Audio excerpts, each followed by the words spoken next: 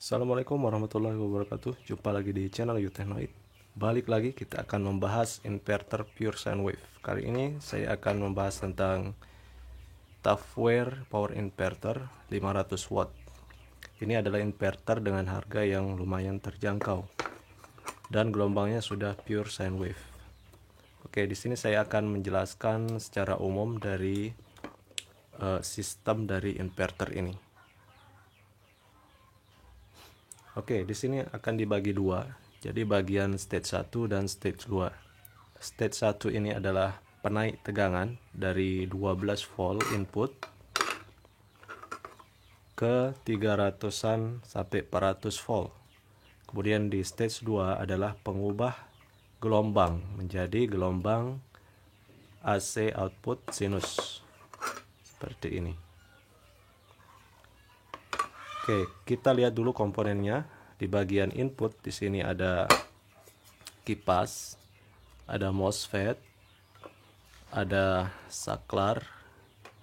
Di sini ada saklar 40 ampere 2 biji. Ada trafo penaik tegangan, trafo switch.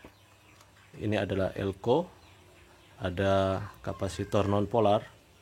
Ada diode bridge. Ada optocoupler untuk feedbacknya dan IC TL431.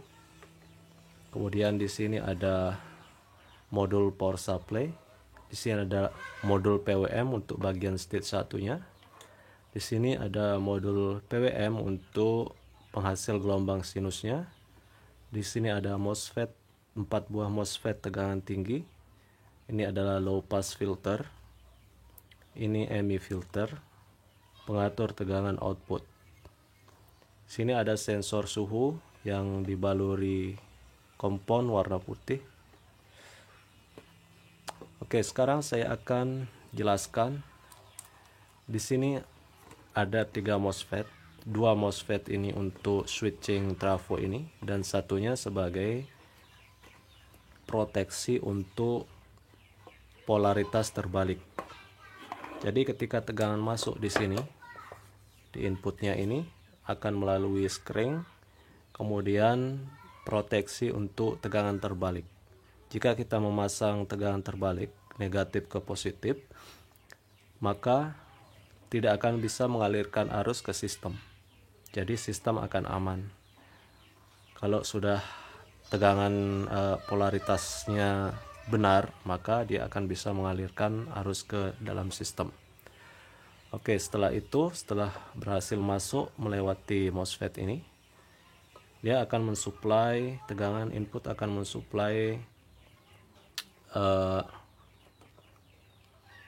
PWM controller untuk ini. Karena arus atau sinyalnya lemah, arus lemah, maka dibutuhkanlah untuk menghandle arus tinggi yaitu MOSFET. Jadi MOSFET ini akan di switch, dia berfungsi sebagai saklar dengan kecepatan tinggi untuk menginduksi trafo switch ini, sehingga bisa menghasilkan tegangan output yang lebih besar, sekitar 300-an sampai 400 volt. Gelombangnya adalah masih gelombang square frekuensi tinggi. Nah, untuk mengubahnya menjadi tegangan DC searah, dia harus difilter dulu menggunakan ini diode Hall bridge, diode bridge di sini. Tapi masih ada noise atau sinyal sisa dari gelombang kotak di sini. Jadi harus difilter lagi di elko dan kapasitor non polar ini. Kemudian di sini ada di modul ini juga mungkin biasanya ya di inverter lain itu juga disematkan proteksi, yaitu untuk proteksi lowbat atau kelebihan arus. Cuman di sini saya tidak melihat adanya resistor shunt. Biasanya resistor shunt itu digunakan untuk pengecekan arus berlebih. Mungkin ada di, biasanya dia menggunakan resistor dengan watt besar atau menggunakan kawat ya. Ini adalah optocoupler untuk umpan balik, jadi terpisah dengan input, antara input dan outputnya terpisah.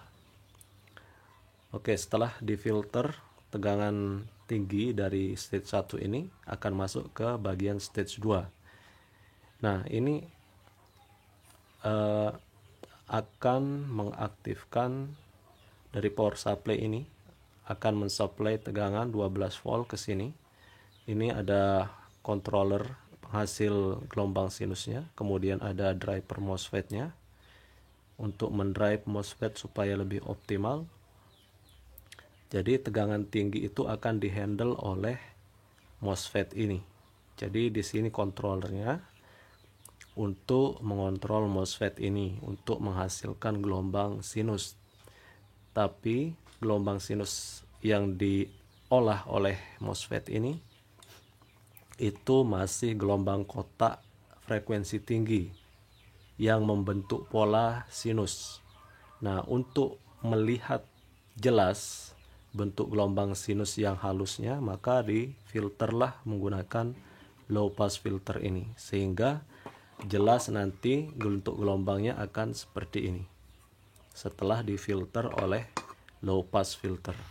Kemudian di bagian outputnya dipasang EMI filter untuk mencegah noise keluar atau yang mengalir dari output ini supaya tidak mempengaruhi perangkat-perangkat di dekatnya, misalkan radio atau alat-alat yang sensitif dengan gelombang elektromagnetik. Kemudian jika tegangan outputnya tidak sesuai, bisa kurang atau bisa lebih dari tegangan listrik PLN, kita bisa atur di sini. Di sini ada sensor suhu untuk mengukur suhu di sini supaya tidak terjadi overheat. Tapi menurut saya setelah dipakai ini controller suhunya kurang bagus, karena biasanya saya tes walaupun ini masih dingin, casingnya masih dingin, fan-nya sudah berputar dengan kencang sehingga bisa agak noisy, terlalu ribut menurut saya. Kecuali kalau Anda bisa taruh di terpisah dari rumah Anda, bisa ada ruangan khusus, mungkin Anda ini tidak masalah.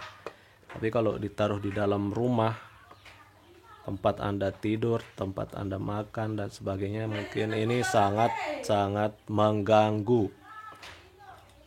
Ya. Oke, seperti itu, ada orang ribut di luar.